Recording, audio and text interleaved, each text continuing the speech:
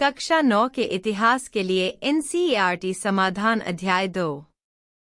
Question 1। रूस के सामाजिक, आर्थिक और राजनीतिक हालात 1905 से पहले कैसे थे? 1905 से पहले रूस में सामाजिक, आर्थिक और राजनीतिक स्थितियां बहुत ही विकट थीं, जिसने वहां एक बड़ी क्रांति को 1905 क्रांति के रूप में जाना। 20वीं शताब्दी की शुरुआत में रूस की आबादी का लगभग 85% कृषक थे। रूस अनाज का एक प्रमुख निर्यातक था। अधिकांश उद्योग निजी उद्योगपतियों द्वारा चलाए जा रहे थे। व्यापक प्रसार भ्रष्टाचार और शोषण के कारण कभी-कभी श्रमिकों को न्यूनतम मजदूरी भी नहीं मिलती थी और काम के घंटे की कोई सीमा भी नहीं थी। रूस एक निरंकुश शासन था और जार द्वारा शासित था। जार, विशेष रूप से जार निकोलस I एक स्वेच्छाधारी, भ्रष्ट, दमनकारी शासक था। उन्होंने लोक कल्याण को नजरअंदाज कर दिया, जिसके परिणामस्वरूप किसानों और श्रमिकों की स्थिति भी बहुत खराब हो गई थी। मजदूर और किसान दोनों ही बंटे हुए थे। किसानों ने अक्सर किराया देने से इनकार कर दिया और यहाँ तक कि जमींदारों की हत्या कर दी। पश्चिमी यूरोपीय देशों द्वारा लोकतांत्रिक प्रयोगों से प्रभावित होने के कारण रूसियों ने भी एक जिम्मेदार सरकार की मांग की, लेकिन उनकी सभी मांगों को ठुकरा दिया गया। नतीजतन यहाँ तक कि उदारवादी सुधारकों ने क्रांतियों की बात करना शुरू कर दिया। जार निकोलस II के शासन के दौरान विशेषाधिकार प्राप्त लोगों को विशेष अधिकार प्राप्त थे, जबकि श्रमिकों और किसानों सहित आम जनता का सरकार में कोई कहना नहीं था। स्थिति इतनी विस्फोटक हो गई थी कि उदारवादियों ने भी इस राज्य को समाप्त करने का अभियान चलाया। रूसी सोशल डेमोक्रेटिक वर्कर्स पार्टी की स्थापना 1898 में समाजवादियों ने की थी, जो मार्क्स के विचारों का सम्मान करते थे। 1903 में इस पार्टी को दो समूहों में बांटा गया, में शेविक और बोल्शेविक।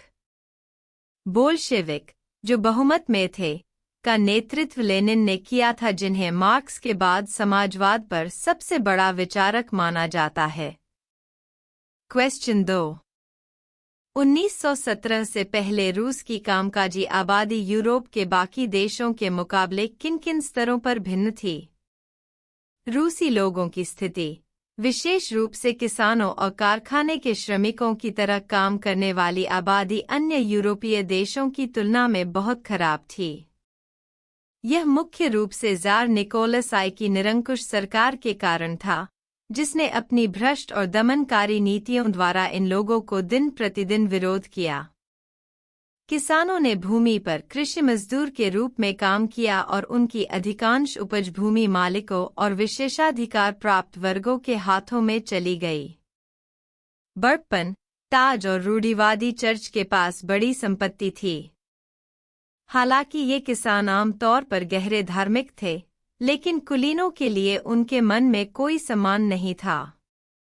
यूरोपीय देशों में किसानों ने रईसों का सम्मान किया और उनके लिए लड़ाई लड़ी। लेकिन रूस में किसान चाहते थे कि रईसों की जमीन उन्हें दी जाए। विभिन्न दमनकारी नीतियों और हताशा के कारण अक्सर उन्होंने किराया देने से इनकार कर दिया और यहाँ तक कि जमींदारों की हत्या कर दी। कारखाने के मजदूरों की हालत भी उतनी ही दयनीय थी। वे अपनी पीड़ा व्यक्त करने के लिए किसी भी व्यापार संघ और राजनीतिक दलों का गठन नहीं कर सकते थे। अधिकांश उद्योग निजी उद्योगपतियों द्वारा चलाए जा रहे थे। उन्होंने अपने स्वार्थी सिरों के लिए श्रमिकों का शोषण किया। कई बार इन श्रमिकों को न्यूनतम निश्चित मजदूरी भी नहीं मिलती थी। हमारे काम करने की कोई सीमा नहीं थी, जिसके परिणामस्वरूप उन्हें दिन में 12-15 घंटे काम करना पड़ता था। उनकी स्थितियां इतनी दयनीय थी कि 1917 की रूसी क्रांति की शुरुआत तक उनके पास न तो राजनीतिक अधिकार थे और न ही कोई सुधार पाने की कोई उम्मीद थी। क्वेश्चन 3। 1917 में जार का शासन क्यों खत्म हो गया? रूसी लोगों की स्थिति, विशेष रूप से किसानों और कारखाने के श्रमिकों की तरह काम करने वाले लोगों की स्थिति बहुत दयनीय थी। यह मुख्य रूप से जार निकोलस की निरंकुश सरकार के कारण था, जिसने अपनी भ्रष्ट और दमनकारी नीतियों द्वारा इन लोगों को दिन प्रतिदिन विरोध किया। ऐसी नीतियों के परिणामस्वरूप 1917 में उनकी निरंकुशता ध्वस्त हो गई।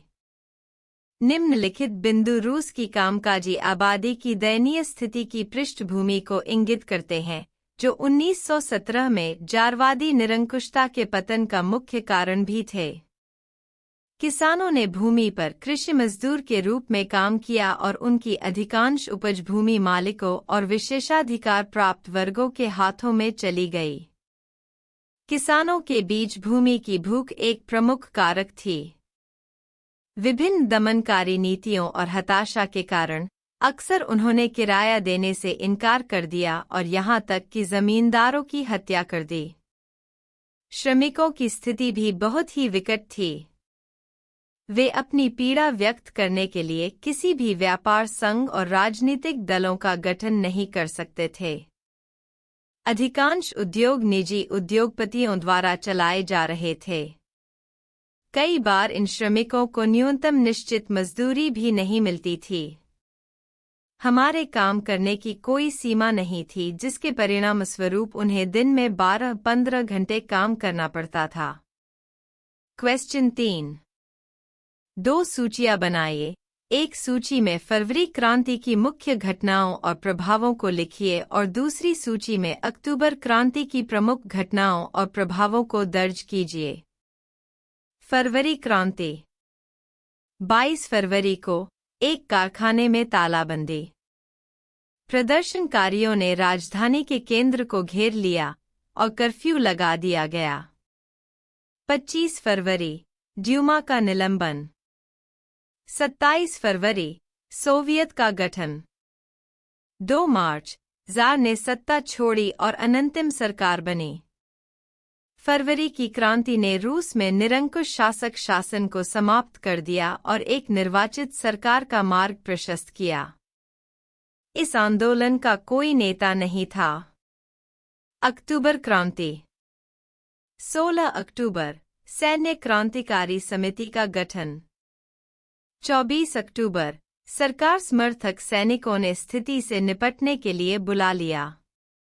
सैन्य क्रांति समिति रात तक शहर को नियंत्रित करती है और मंत्री आत्मसमर्पण करते हैं। बोल्शेविक सत्ता पर नियंत्रण रखते हैं। क्वेश्चन 4। बोल्शेविकों ने अक्टूबर क्रांति के फौरन बाद कौन कौन से प्रमुख परिवर्तन किए? अक्टूबर क्रांति के तुरंत बाद बोल्शेविकों द्वारा लाया गया मुख्य परिवर्तन नीचे सूचीबद्ध हैं। बोल्शेविक किसी भी निजी संपत्ति के पक्ष में नहीं थे, इसलिए अधिकांश उद्योगों और बैंकों का राष्ट्रीयकरण किया गया। भूमि को सामाजिक संपत्ति घोषित किया गया और किसानों को उस भूमि को जब्त करने की अनुमति दी गई जिस पर उन्होंने काम किया करते थे। शहरों में परिवार की आवश्यकताओं के अनुसार बड़े घरों का विभाजन किया गया था। पुराने अभिजात्य वर्ग की पदवियों के प्रयोग पर रोक लगा दी गई। परिवर्तन का दावा करने के लिए बोल्शेविकों ने सेना और अधिकारियों के लिए नई वर्दी पेश की। बोल्शेविक पार्टी का नाम बदलकर रूसी कम्युनिस्ट पार्टी बोल्शेविक रख दिया गया। रूस एक दलीय देश बन गया और पार्टी के नियंत्रण में व्यापार संघ को रखा गया। पहली बार उन्होंने एक केंद्रीकृत योजना पेश की जिसके आधार पर पंचवर्षीय योजनाएं बनाई गईं। क्वेश्चन 5।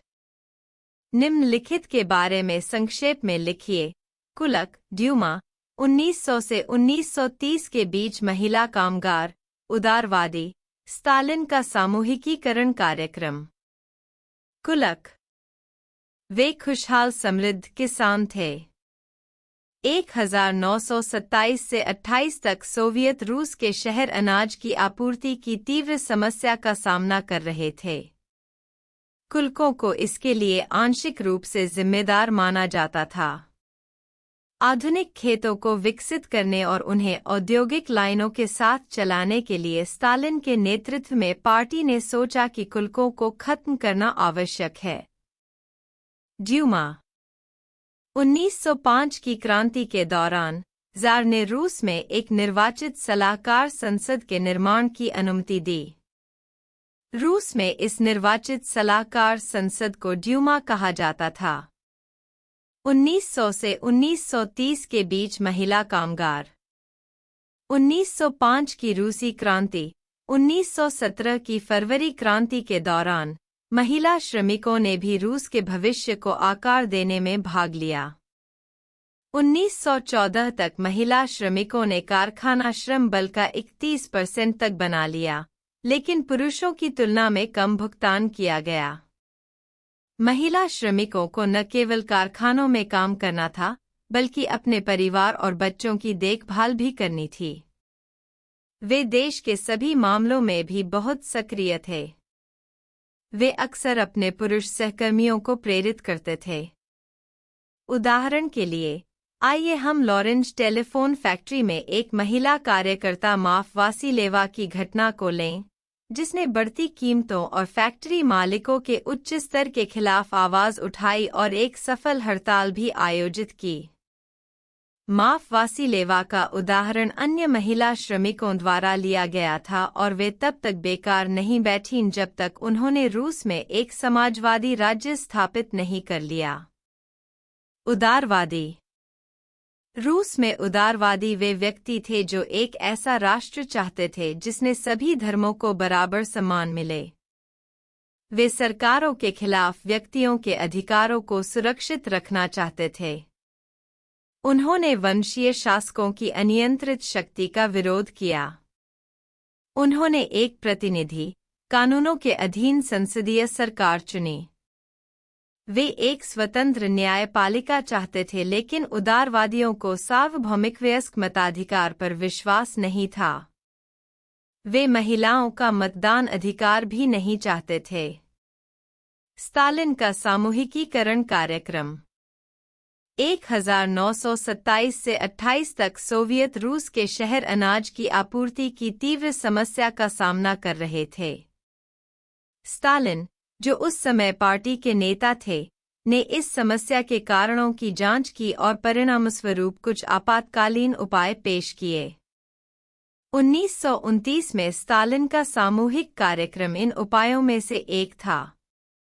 इस कार्यक्रम के तहत पार्टी ने सभी किसानों को सामूहिक खेतों, कोलखोज, में खेती करने के लिए मजबूर किया। किसानों द्वारा एक सामूहिक खेत से लाभ या उपज साझा किया गया था। हालांकि जो किसान सामूहिकता का विरोध करते थे उन्हें कड़ी सजा दी जाती थी। वे कई कारणों से सामूहिक खेतों में काम नहीं करना चाहते थे। स्टालिन की सरकार ने कुछ स्वतंत्र खेती की अनुमति दी, लेकिन ऐसे कृषकों के साथ विषम व्यवहार किया।